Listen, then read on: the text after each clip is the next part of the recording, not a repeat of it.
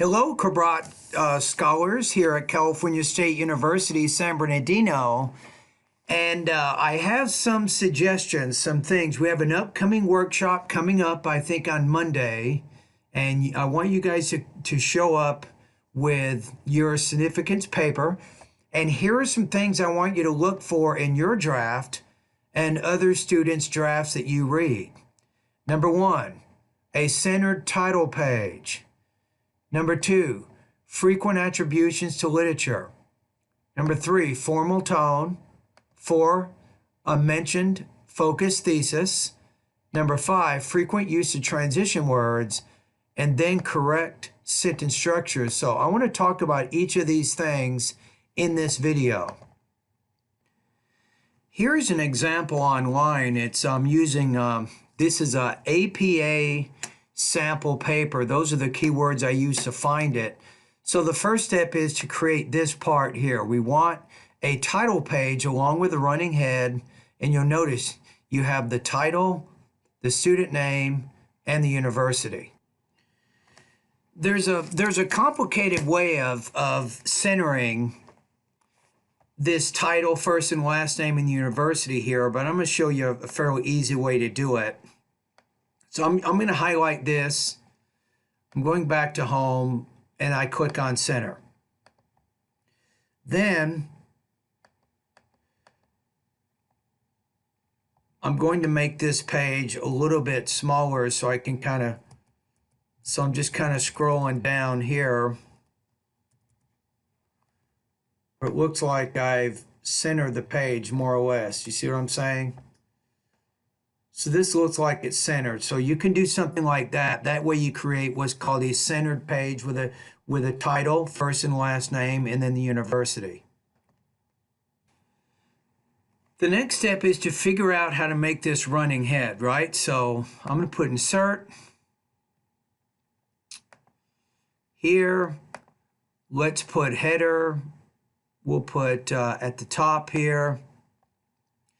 And we want to put a page number also here. Top of the page, like that, right? And then we're going to put this title, and I think that's it. So now we have significance of classroom attention, page 1. Significance of classroom attention, page 2, 3, and so on. So those are the steps for creating the running head along with the page number. Now that we've talked about the titled or the centered title page, let's talk about frequent attributions to literature. Remember that your paper right now, as you put together these short papers in this research writing class, you'll be able to piece these together to help you with your literature review. So a literature review has frequent attributions to literature. What does that sound like? Take a look at this example here. So we have reviewed literature highlights a number of advantages for maintaining high level of attention in classroom. Here's the first mention. Bidui et al. Believe. The authors advise educators to. So you'll notice this is what we call an attribution to a source. If we go to the next paragraph, it says, Way et al. Highlight that learners who frequently get distracted during classes pay lower attention, blah, blah, blah. Then at the very end, we have another sentence here along with, it says, Dombia 2013. If we keep reading in the next paragraph, it says, one major aspect for successful teaching classroom management is communication. It says Powell and Powell 2015. Then later it says Hoffman, Longen et al. 2012 argue. And then the last paragraph here it says is highlighted by Barnes 2006. So as you go through your significance paper, you will probably have anywhere from 6 to 8 mentions of the research as it relates to your topic to show why your topic is important. It's important to the literature. And here's what all the experts are saying about it. So that's also important. Make sure you have frequent attributions to the literature. The third important thing I want you guys to think about as you workshop on Monday and as you're looking at your paper right now is make sure that your paper is using a formal tone. So the purpose of a literature review is to focus on the information. You're not trying to interact too much with the audience. You're not trying to focus necessarily on your own personal experience, you the writer. So you want to focus more on the information. This paragraph is just simply too formal here. So notice how it focuses a lot on I, the writer, and it even talks directly to the audience. In my opinion, the most important positive impact for good level of attention relates to learning. Way et al. 2012 highlight that you can frequently get distracted during classes and pay lower attention to class instructions and the content of classes. Plus, this affects learners' reception for knowledge. In other words, effective learning requires that if you are a student, you will need levels of attention. Maybe, I believe this is the most significant aspect since I think learning is the most important aspect in education. So notice the word plus. That's a little bit too informal. Even the word maybe here, you have I believe, you have I think, and you have the use of the word you a couple of times in here. So I think the point of view, either the first person or second person point of view, it focuses too much on either the writer or the audience. The purpose is to focus on the information, and that makes it more formal, right? So let's go to a formally written paragraph, the same paragraph. The most important positive impact for a good level of attention relates to learning. Way et al. Highlight that learners should frequently get distracted during classes, pay lower attention to class instructions and the content of their classes. Consequently, notice the use of the word consequently instead of plus. This affects learners' reception for knowledge. In other words, effective learning requires levels of attention from learners. Perhaps this is the most significant aspect since learning is argued.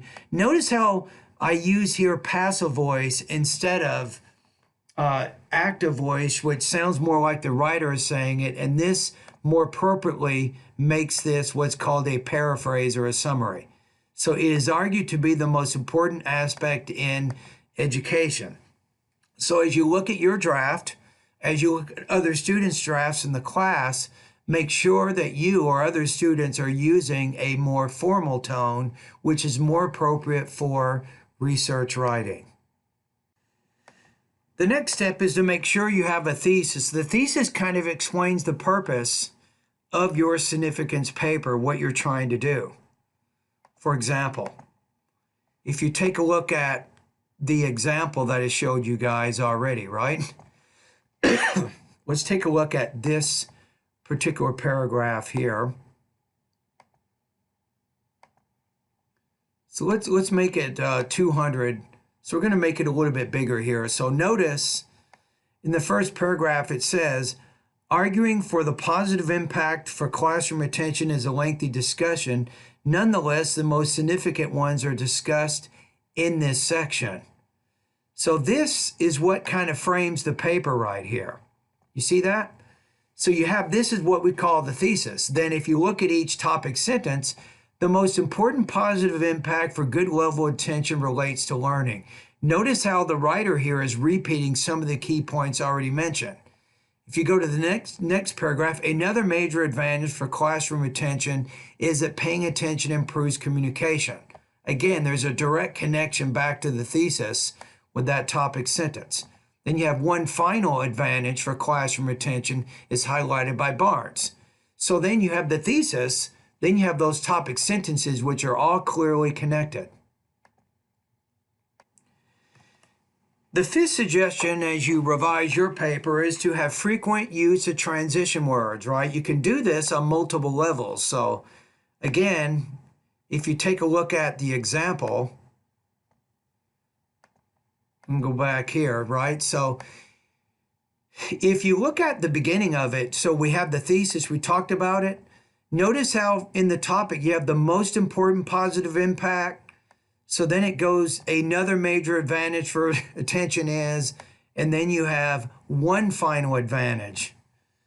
So there's transition words, especially another and then final. That helps to layer or connect the information in the topic sentences back to the thesis.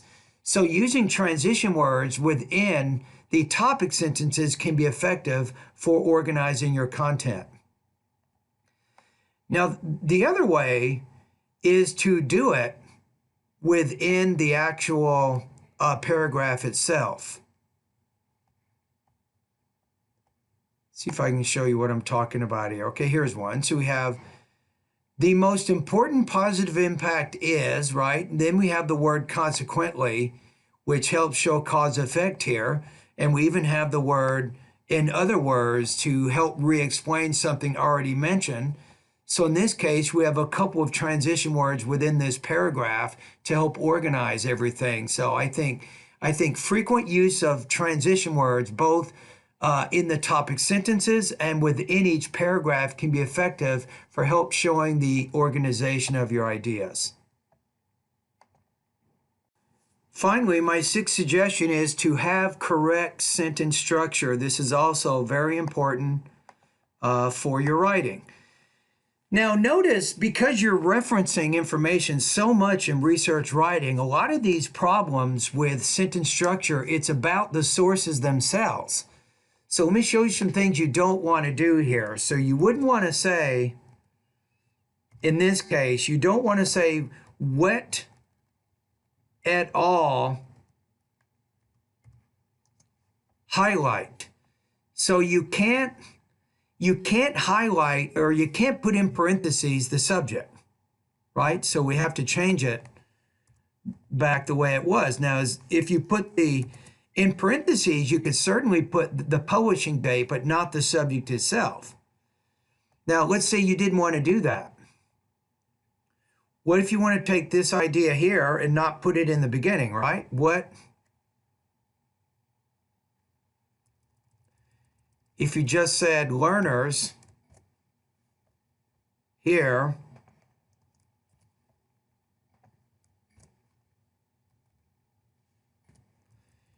you could also do this. You could say learners who frequently get distracted during classes pay low attention to class instructions and the content of their classes. And this also gives attribution to what was already said, right? So be careful about problems with the sources themselves. Remember that every sentence needs to have a subject and a verb in it. And you cannot put the subject in parentheses. That's not going to work, right? Now let me show you another common problem. Sometimes when we see these words consequently, we might want to connect the two sentences with a comma, but you wouldn't want to do that. That results in what's called a comma splice, right? So if you wanted to connect them together, you'd have to change this to either a semicolon or a period. If it's a period, then you capitalize it like that. So be careful about connecting sentences together with a comma. For example, you can't say here. You couldn't put a comma and then say learners here, because that also creates a comma splice, because we have the most important positive impact relates to whoever subject and a verb, then learners pay lower attention, another subject and another verb. So it's a good idea here to create a new sentence here. So be really careful about your sentence boundaries and things. Let me see if we can give you another example of a common error that you might see.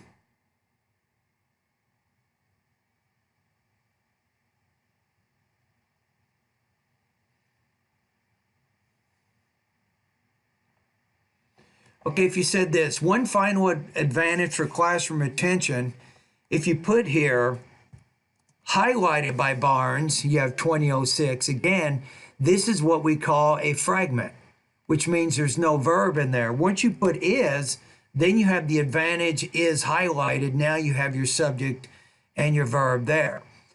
So again, you would avoid that fragment by putting the verb in there. So be careful of your sentence structure issues there. And the good thing is I have a requirement that you guys go to the Writing Center 2 times during the quarter. And the Writing Center is very helpful in terms of proofreading your papers. So as long as you go into the Writing Center at least a couple of times, you will be able to edit out some of these common errors that research writers make. All right, and good luck. And I almost forgot, I forgot about the reference page. So maybe this is the last thing I talk about. So notice how the references are pretty complete. You have the name, the publishing, the title, the company, and so on. You want to make sure your citations are as complete and as accurate as possible. This is very important for research writing. Remember that researchers, scholars, you guys are presenting and expanding the field in your area, right? So you want to be very complete in the resources that you use, because other people may be interested in reading more from those different sources. So the more complete and the more accurate you are, the better you're going to be. So first of all, if you do not know how to do these citations, just go to Google, right? I would suggest, I'm going to say citationmachine.net. That's probably a good place to go. So citationmachine.net. They might require you to watch a commercial every now and then, but basically you go here, you click where it says I only want to create citations. You go to APA, and then my recommendation is to start off with manual entry mode is probably a good way to do it. And you just go through the steps. So what are you citing here, right? So you have to go the first step here. Are you doing a book, magazine, newspaper, website, journal, or so on? So let's say you do a journal.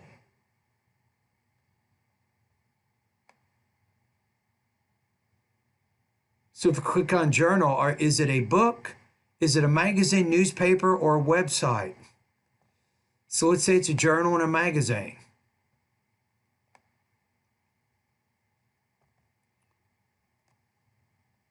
And then once you have that, then you just start filling in as much information as you have. And once you've done that, you put create citation, and then you copy and paste it, and you bring it over here. And this is how it appears here.